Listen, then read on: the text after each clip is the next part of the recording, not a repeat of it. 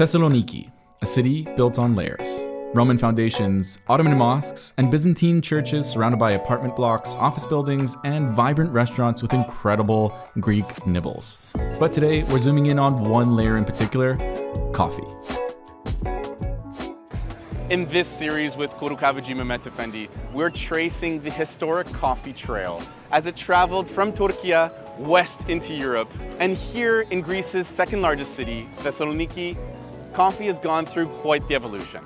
From the ibrik to the Freddo, and many sips in between. The city became a vital port in the Aegean Sea after being founded by Cassander of Macedon in 315 BC, and was actually named after his wife, Thessalonica, who also happened to be the sister of Alexander the Great. It was a crossroads for trade between the East and the West, from the Romans to the Byzantines, and finally the Ottomans in 1430, a place where Muslims, Jews, and Christians all lived side by side. By the 17th century, coffee became a city-wide obsession. At one point, there were even 300 Ottoman-style coffee houses spread across the city. And here in the winding alleys of Ano Poli, we're visiting one of the last of its kind. All right, here we are at Cafe Üzeri Çinari. This is Çinari Square, named after the plane tree that used to grow here. And this is one of the oldest Ottoman-era coffee houses here in Thessaloniki. It was opened in 1885 by a Turkish man named Koze. Let's go check it out.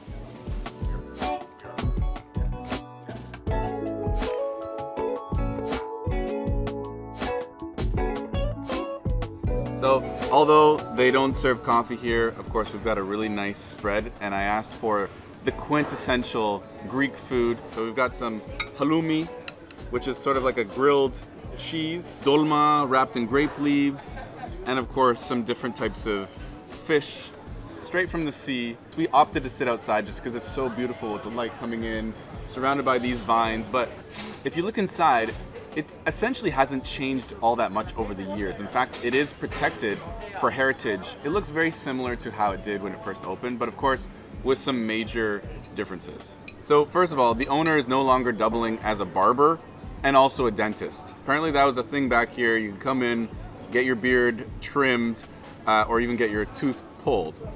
And also, they cater to women. So I don't know exactly around the time where they allowed women to be served here. They can come here, have a coffee, sit with the rest of the patrons. But there was a time where it was exclusively men. A bit of anchovies here and some olive oil. Wow, so good, very salty. But yeah, this place is a must visit if you're in the area. Very beautiful, nice vibes. Squeaky. So this fountain right across the street, they say it dated back to Sultan Murad II, so early 15th century. And as you can see, really beautiful old Ottoman design and architecture. And apparently it provided not only the cafe, but also the local clientele and local neighbors with fresh water. Clearly very dry now.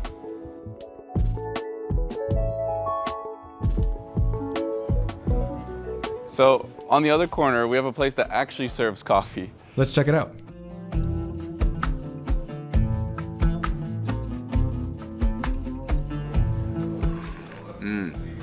So officially my first sip of Greek coffee. Here we are at Cafe Ethrio. This place has been around for 30 years. It doesn't have the same history as our Çinari Cafe across the street, but they still serve coffee. It's interesting. It's a little bit more on the medium side. It's not too dark at all.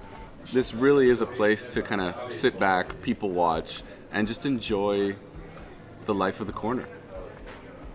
Ottoman Thessaloniki wasn't just built in stone. It was built around community.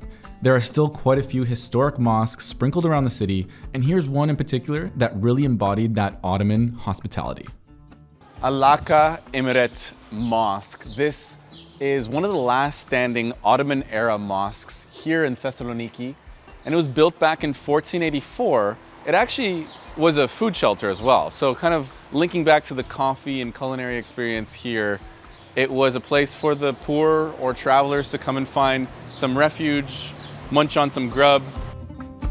In the summer months, it can get pretty hot in Greece. Who knew, right? So when I came across this local coffee chain, though I was tempted to taste another Greek coffee brewed artfully in the Ibrik, I knew I had to go with something iced, but also truly Greek.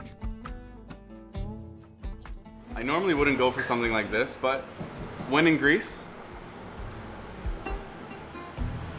you gotta try the frappe. This is really a basic mix of instant coffee, sugar, whipped up, more water, and it was actually invented back in 1957 during an international fair where someone decided to whip up instant coffee with a little bit of ice and sugar. So you can have it with milk, you can have it on its own like this, but this was kind of like the old school iced coffee.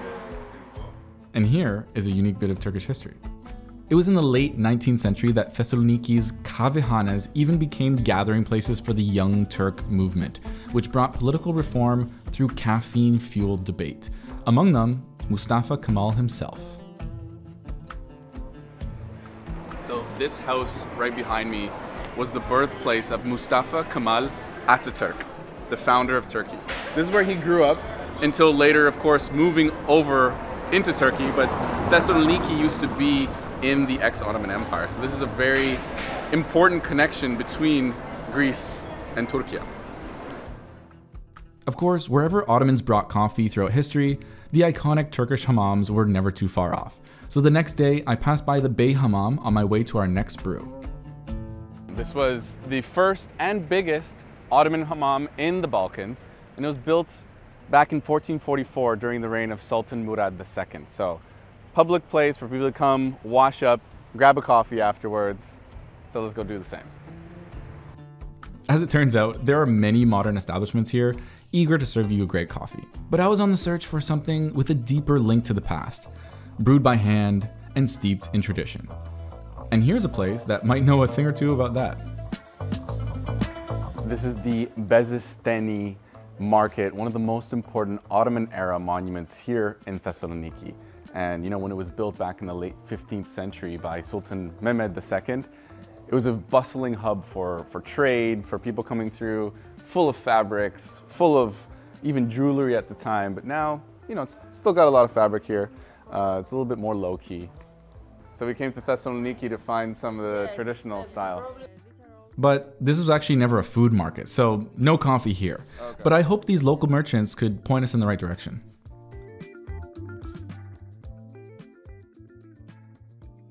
So I asked around a little bit in the old Ottoman market for where we could find the most traditional, authentic Greek-style coffee, and they pointed us down this alleyway. So let's go take a look.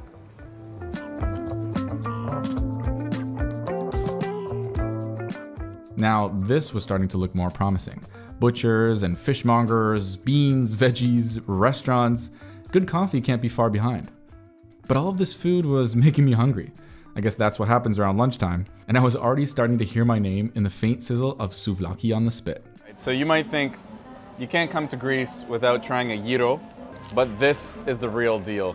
The fatty pita with some fries on top. Let's dig right in.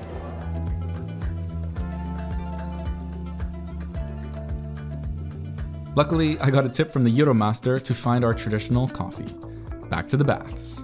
Specifically, the Jewish baths, or Yehudi Hammam, which was built for one of the largest Jewish communities in the Ottoman Empire at the time. And as it turns out, this is Cafe Hammam.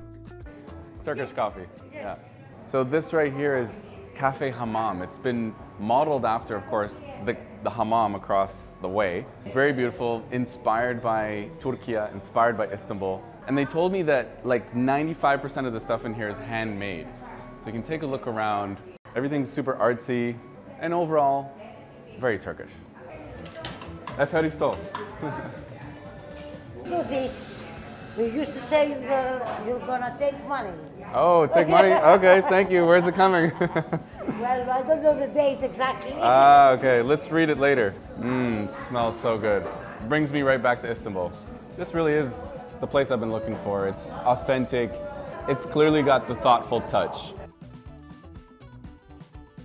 This is Turkish delight, or as they call it here, lokumi. Lokum in Turkish. But take a look at this right here. So this is what we would call in English the cream or the crema, the foam. But here in Greece, they call it kaimaki. And just as any good Turkish or Greek coffee, made in the typical Ottoman way, the foam is very important.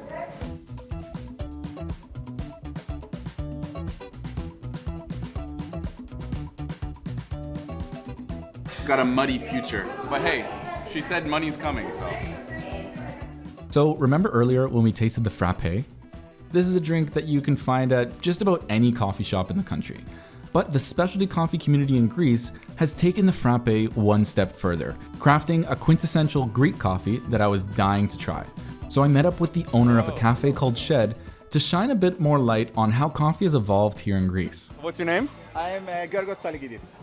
You told me George before, George, right? Yeah. It reminds me of some of the shops I've visited in Tokyo and in Osaka. What I like about it is it kind of embodies the modern coffee movement, that it's all a fusion, right? We're all inspired by different cultures and we're learning from each other. We travel a lot this period of time, so we wanted to do things by the book in the Greek way. What have you noticed change in Thessaloniki's coffee scene over the years since you've been involved?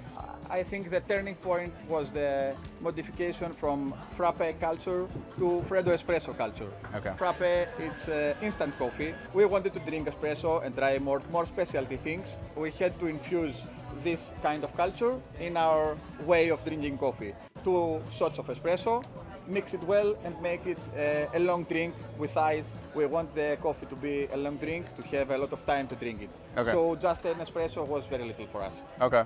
And what inspired kind of the Asian connection and the theme, or the Japanese design? We have a very tiny place, so we have to make a place that would be functional and very minimal. So Japanese was the only way to make it. We're here in Greece, let's try the Freddo. Yeah, let's do it.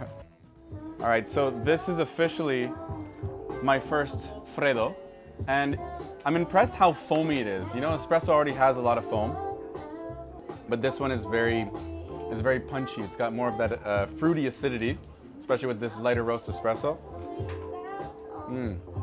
It's good without sugar, I agree. Of course, I had to try it with a bit of milk for the full experience. Freddo cappuccino. I think this is my new favorite way to drink an iced coffee. But with so many drinks to choose from, I just couldn't hold back. This is the butterfly pea matcha. That's why it's so blue, but it's got some syrup on the bottom. So obviously nothing to do with coffee, but it does relate to modern coffee culture in the sense that, you know, there's so many different types of drinks to explore now. Oh wow. Once you mix it, it becomes quite sweet. You can really taste the blueberry. This is a drink for everyone. In Thessaloniki, coffee didn't just arrive with the Ottomans. It adapted to the local culture, somehow led revolutions, and from the old school kavihanas to today's third wave cafes, it's always been more than just a drink.